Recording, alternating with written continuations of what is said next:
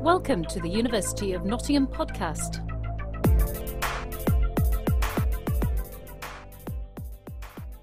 The School of Biology recently celebrated 200 years of Darwin with a special lecture by the man himself and a selection of Darwin-related activities in the Portland building.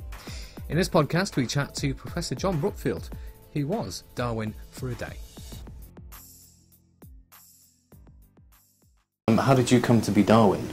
Well, I think I was approached by the organiser, Sarah Pearce, who's in charge of outreach here in the school, and she asked me first whether I could think of anyone who might be persuaded to be Charles Darwin, and I said, well, actually, now you mention it, I wouldn't half mind having a go at that myself. But I was talking to her last week, and I was saying, well, have I actually stolen the chance of everyone else to be Charles Darwin? And she said, no, actually, we had you in mind, I just thought that would be the right way to ask you.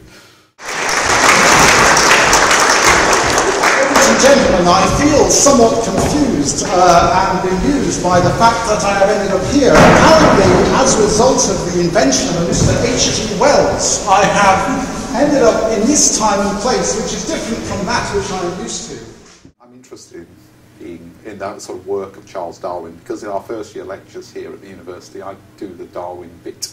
So I talk about his work to the first year students in my course. This is obviously a very significant milestone, 200 years of Darwin. What would you regard as the most significant scientific advance since the advent of this theory, since it was made public? Well, I think the most important missing link in the Darwinian theory was very much the understanding of heredity, because Darwin didn't really understand heredity, didn't understand how characteristics were passed on from one generation to another. And perhaps ironically, it was experiments carrying out at the same time as he was working over in the Czech Republic, what's now the Czech Republic, Austro-Hungary there, by Gregor Mendel, which were sort of giving us the first clues as to how genes are inherited. And since then, of course, the 20th century is in a way the century of genetics, where we worked out not just how genes are inherited, but we also worked out their physical nature as DNA. And so that was perhaps what dominated science in the 20th century, and Darwin knew nothing of that, and that was the huge missing link in his theory. Because of course DNA and pathology, that's a big part of your work and your interest. That's obviously come on leaps and bounds. Yeah, well, DNA is the heart of all biology now, so most people who work in all sorts of fields like immunology, ecology, genetics obviously, but physiology, everyone seems to end up studying DNA or the copies of DNA which exist as RNA. So people say that genetics has now spread out so that all biology has become genetics, and it's not entirely clear what a geneticist does anymore, because everyone's a geneticist. I was beginning to realise that hundreds of millions of years was sufficient time for all of the living things alive on Earth to be descended from a single form by a process of gradual descent with modification. And this picture from my notes almost 2 decades ago now shows living forms, B, C and D, in a tree of life connecting to many fossil and extinct forms.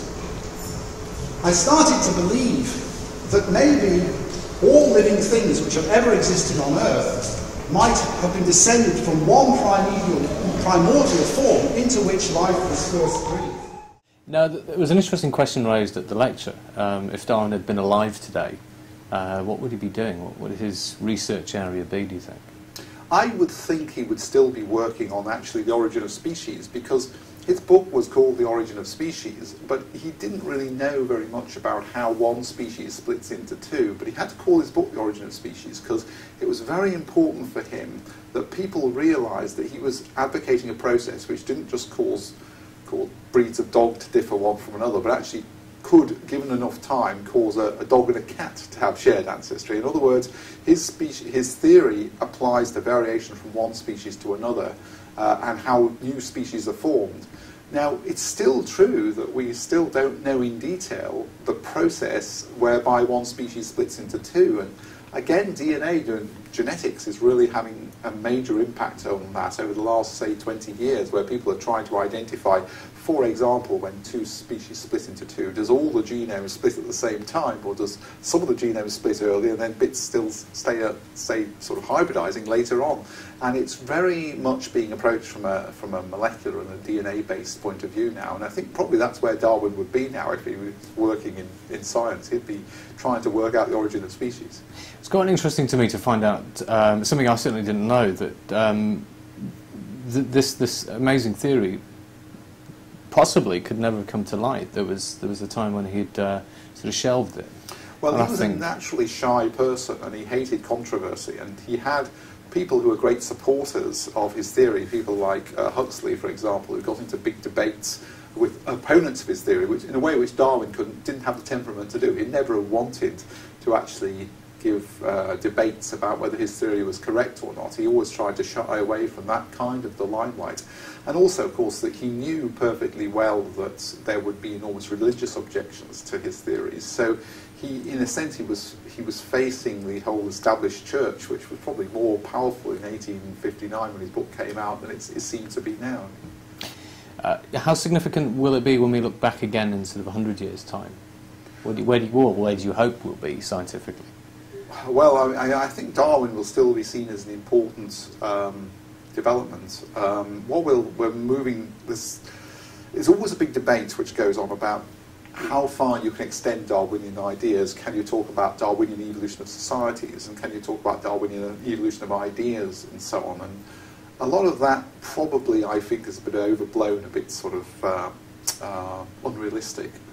But clearly Darwinian medicine is becoming a major factor. In other words, one argues not why genes are where they are in terms of disease so much, but just to talk in terms of what is the evolutionary process which has led to our genes being the way they are, and can we interpret the symptoms and the attributes of diseases in those terms? So there's this kind of idea, I think, that the symptoms of a disease are the symptoms of the body trying to deal with it and that sort of thing. So there's quite a lot of what we call Darwinian medicine, whereby evolutionary theories are used to try and explain the symptoms of disease and the causes of disease.